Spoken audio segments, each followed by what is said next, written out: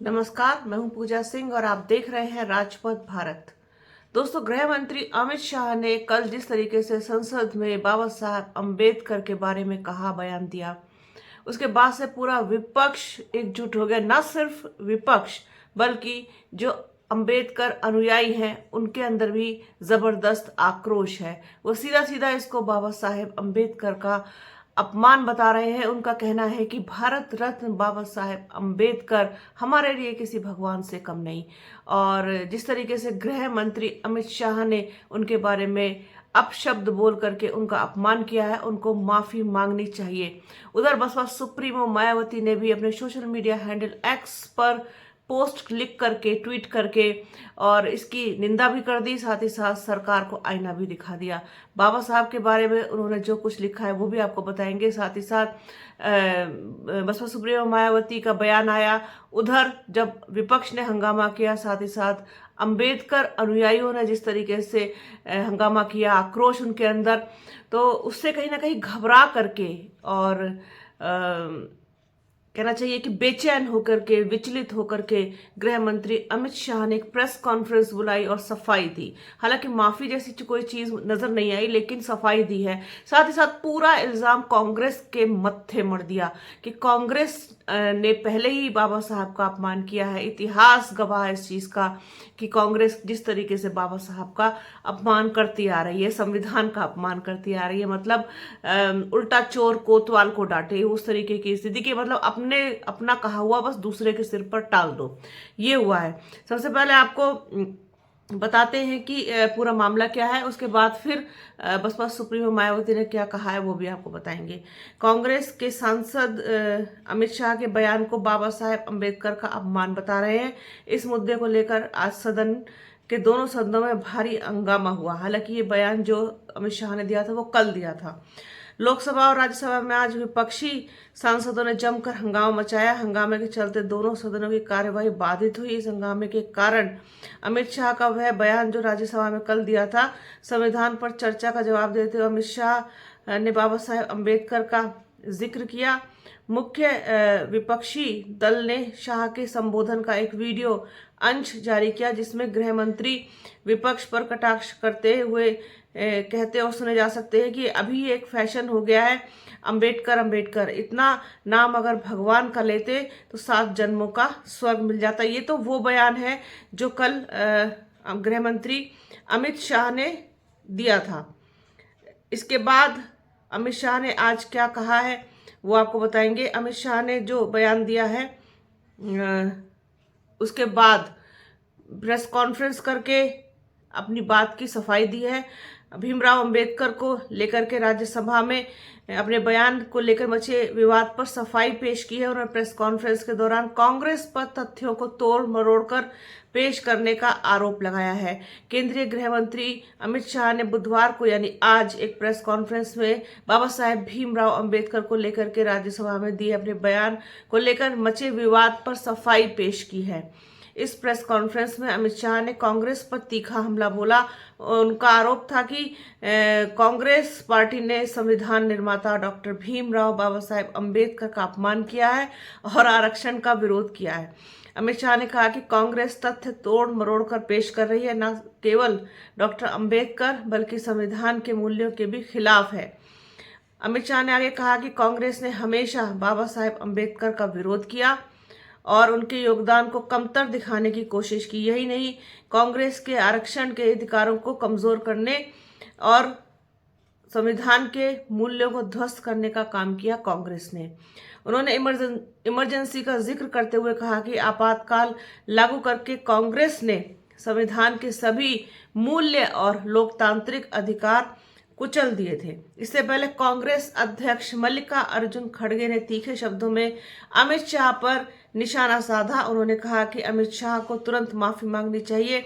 अगर प्रधानमंत्री मोदी को डॉक्टर भीमराव अंबेडकर बाबा साहेब पर विश्वास है तो उन्हें आधी रात तक अमित शाह को कैबिनेट से बर्खास्त करना चाहिए। यदि ऐसा नहीं हुआ तो जनता प्रदर्शन करेगी।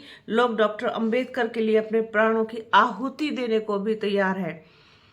खड़गे ने यह भी कहा कि अगर किसी ने बाबा साहेब अम्बेडकर के खिलाफ कुछ कहा होता तो पीएम मोदी उसे तुरंत कैबिनेट से हटा देते। अब अगर मोदी जी को बाबा साहेब के प्रति आदर है तो वो अमित शाह को आज ही बर्खास्त करें, ये कहना है मल्लिकार्जुन खड़गे का। साथ ही साथ इस जो और भी एक दिलचस्प चीज हुई है कि जब बीच में मतलब जब हंगामा हो रहा था संसद में, तो भाजपा की ओर से संसदीय मामलों के मंत्री किरेन रिजिजू ने मोर्चा संभाला। उन्होंने कहा कि कांग्रेस आज सुबह से कौन से मुंह से बाबा साहब के अपमान की बात कर रही है, ये तो उसने खुद किया है, बार बार किया है। उन्होंने कहा बार बार बाबा साहेब का नाम लेकर कांग्रेस छल कपट करती है। उन्होंने कहा कि मैं बाबा साहेब के बताए रास्ते पर चलने वाला बौद्ध हूँ। सन 1951 में बाबा साहेब ने कानून मंत्री के पद से इस्तीफा दिया था। 71 साल बाद मोदी ने दूसरे बौद्ध को मंत्री बनाया है। हम बाबा साहेब अम्बेडकर के बताए रास्ते पर चलते हैं, ये लोग उनके नाम का वोट बैंक के लिए दुरुपयोग कर रहे हैं, ये कहना है रिजिजू का। विपक्ष के हंगामे के बीच रिजिजू ने कहा कि बाबा साहेब से संबंधित 5 तीर्थ स्थलों पर प्रधानमंत्री नरेंद्र मोदी के नेतृत्व में काम चल रहा है और मुंबई में 2026 में अरब सागर के तट पर 450 फुट ऊंची उनकी प्रतिमा बन जाएगी। इसके बाद पता चलेगा कि मोदी सरकार उनका कितना सम्मान करती है। मतलब इनके हिसाब से प्रतिमा बना देना ही बस सम्मान है। जिस तरीके से इन्होंने सम्मान छत्रपति शाहू जी महाराज की प्रतिमा के साथ किया था, शायद वैसा ही सपना देख रहे हैं बाबा साहेब की प्रतिमा स्थापित करके उनके प्रति भी सम्मान जताने का। खैर, ये इनकी अपनी निजी सोच है, अपनी इनकी निजी राय है कि किसी का सम्मान आप सिर्फ प्रतिमा बना के करें, बाकी उनके आदर्श, उनके मूल्य, उनके विचार, उनकी विचारधारा कोई मायने नहीं रखती। आप गलती खुद करते हैं और उसका पूरा इल्ज़ाम दूसरे के सिर पर मढ़ देते हैं। ये जिस तरीके से भारतीय जनता पार्टी, एनडीए, मोदी सरकार, योगी सरकार का एक पूरा चलन कह लीजिए है, वो किसी से छिपा नहीं है। तो इस तरीके का ये आरोप और प्रत्यारोप पूरा लगा है। अब बसपा सुप्रीमो मायावती ने भी इस पर अपनी प्रतिक्रिया दी है। उन्होंने अपने सोशल मीडिया हैंडल एक्स पर क्या कुछ लिखा है, किस तरीके से इसको बाबा साहेब अम्बेडकर के अपमान से जोड़ करके देखा है, वो भी आपको बताते हैं। बसपा सुप्रीमो मायावती ने लिखा है कि बाबा साहेब जो कहना चाहिए कि एक विचारधारा है, उनके प्रति आदर, सम्मान, ये किसी के कहने से नहीं आता है, ये स्वयं निकलता है अंदर से। जो लोग संविधान के प्रति श्रद्धा रखते हैं, निष्ठा रखते हैं, वो डेफिनेटली, वास्तव में अगर रखते हैं तो डेफिनेटली उनके दिल में, उनके दिमाग में, उनकी जिंदगी में, उनके आचरण में अपने आप ही बाबा साहेब के प्रति सम्मान, श्रद्धा और उनके प्रति नतमस्तक होना स्वयं आ जाता है। ये सिखाने की, बताने की जरूरत नहीं पड़ती, लेकिन उसके लिए पूरा आपको निष्ठावान होना चाहिए संविधान के प्रति और बाबा साहेब के प्रति। बसपा सुप्रीमो मायावती ने लिखा कि कांग्रेस व बीजेपी एंड कंपनी के लोगों को बाबा साहेब डॉक्टर भीमराव अंबेडकर की आड़ में अपनी राजनीतिक रोटी सेकने की बजाय इनका पूरा आदर सम्मान करना चाहिए। इन पार्टियों के लिए, इनके लिए जो भगवान है उससे कोई एतराज नहीं है, लेकिन दलितों व अन्य उपेक्षितों के लिए एकमात्र इनके भगवान केवल बाबा साहेब डॉक्टर भीमराव अंबेडकर हैं, जिनकी वजह से इन वर्गों को जिस दिन संविधान में कानूनी अधिकार मिले हैं तो उसी दिन इन वर्गों को 7 जन्मों तक का स्वर्ग मिल गया था। बहुत बड़ी बात बसपा सुप्रीमो मायावती ने कही है कि जिस तरीके से अमित शाह ने कहा ना कि जितना नाम अंबेडकर अंबेडकर का लेते हैं, अगर भगवान का लिया होता तो स्वर्ग मिल गया होता। तो जिनको स्वर्ग मिला है इस नाम की वजह से, उनके लिए तो साक्षात भगवान है डॉक्टर भीमराव अंबेडकर बाबा साहेब। अतः कांग्रेस, बीजेपी आदि पार्टियों का दलित व अन्य उपेक्षितों के प्रति प्रेम विशुद्ध छलावा, इससे इन वर्गों का सही हित व कल्याण असंभव। इनके कार्य दिखावटी, ज्यादा ठोस, जनहितैषी कम। बहुजन समाज व इनके महान संतों, गुरुओं, महापुरुषों को समुचित आदर सम्मान बीएसपी सरकार में ही मिल पाया। ये कहना है बसपा सुप्रीमो मायावती का, जो उन्होंने अपने एक्स पर लिखा है। अब इस पूरे मामले में जिस तरीके से राजनीति और ज़्यादा गर्म होती जा रही है। उससे देख करके तो यही लगता है कि इतना आसान नहीं होगा वो बिल में जो संशोधन ये करना चाहते हैं संविधान के प्रति।